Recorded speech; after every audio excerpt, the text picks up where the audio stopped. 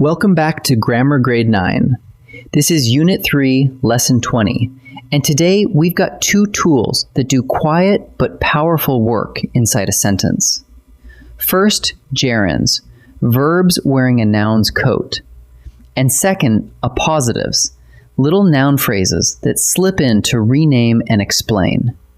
Both of them help you pack more meaning into fewer words. Let's dig in. Let's start with a gerund. A gerund is a verb form that ends in ing, but here's the twist. It's used as a noun. Look at this. Painting calms my nerves. The word painting looks like a verb, yet in this sentence, it isn't the action. It's the thing that does the calming. It names an activity, and it sits right where a noun would sit, filling the subject slot. That's the whole idea of a gerund. An ing word doing a noun's job. A gerund rarely travels alone. When you add its own modifiers and completing words, you get a gerund phrase. Take this. Running for class president requires real work. The gerund is running, but it pulls along the words for class president, and the whole group acts together as a single noun. And that noun phrase can do several jobs. It can be the subject, it can be a direct object, or it can be the object of a preposition. One ing core, and everything it drags along, all working as one. Here's a distinction worth locking in early. Lots of words end in ing, so how do you know a gerund from a participle? You look at the job it's doing. Listen. Swimming is great exercise. Here, swimming names a thing. It's the subject, a noun, so it's a gerund. Now this one. The swimming pool was closed. This time, swimming isn't a thing. It's telling us which pool, working as an adjective. That makes it a participle. Same ing ending, two different jobs. A noun is a gerund. An adjective is a participle. Now let's shift to a second tool, the appositive. An appositive is a noun, or a pronoun, placed right beside another noun to identify or explain it. Read this one. My cousin Elena won the contest. The first noun is cousin. Right beside it sits Elena. And Elena isn't a second person. It simply tells us which cousin we mean. Elena renames cousin, standing shoulder to shoulder with it. So an appositive is a noun that points to the noun right next door. An appositive can grow too.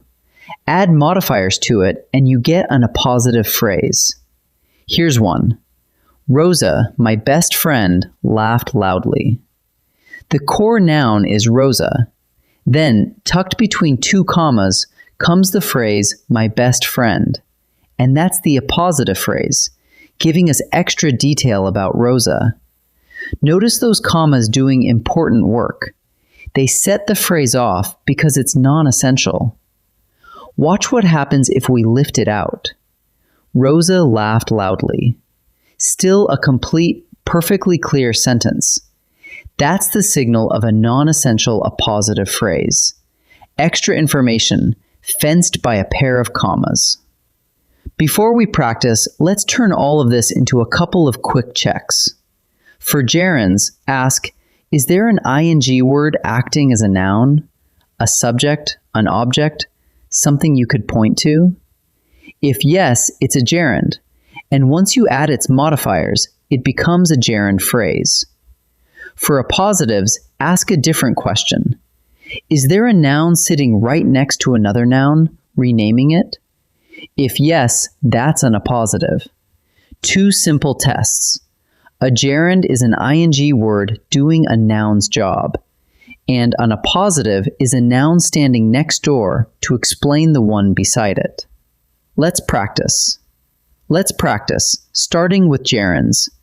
In this first set, I'll show you a sentence with an ing word inside it, and you decide whether that word is working as a gerund, a noun, or not. Pause the video and try each before I reveal the answer. Cooking is her favorite hobby. Look at the word cooking.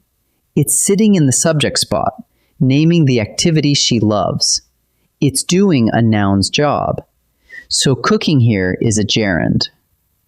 The barking dog woke the neighbors. Now, barking does end in ing, but is it naming a thing? No, it's telling us which dog, describing it. That's an adjective's job, which makes it a participle, not a gerund. So this one is not a gerund. They enjoy hiking on weekends. What is it they enjoy? Hiking. The word hiking is answering that question, working as the direct object of enjoy. And a direct object is a noun, so hiking is a gerund. Now let's switch to appositives. In this second set, each sentence contains a noun placed beside another noun. Your job is to pick out the appositive, the noun that renames the one next to it. Pause and try each before I answer. My neighbor, a retired pilot, tells great stories. Which part renames the noun beside it? The phrase, a retired pilot, sits right after neighbor, fenced by commas, telling us more about him. So the appositive is a retired pilot. The poet Langston wrote about hope.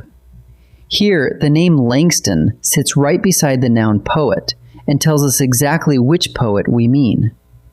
Notice there are no commas this time because the name is essential, but it is still an appositive. The appositive is Langston. Our team captain Priya scored the goal.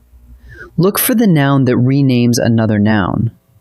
Priya, tucked between commas, tells us the name of the team captain. So the appositive here is Priya. Let's gather up today's two ideas. First, a gerund is an ing verb form used as a noun. And when you add its modifiers, it grows into a gerund phrase that can serve as a subject, a direct object, or the object of a preposition. Just remember, if that ing word is describing a noun instead of naming one, it's a participle, not a gerund.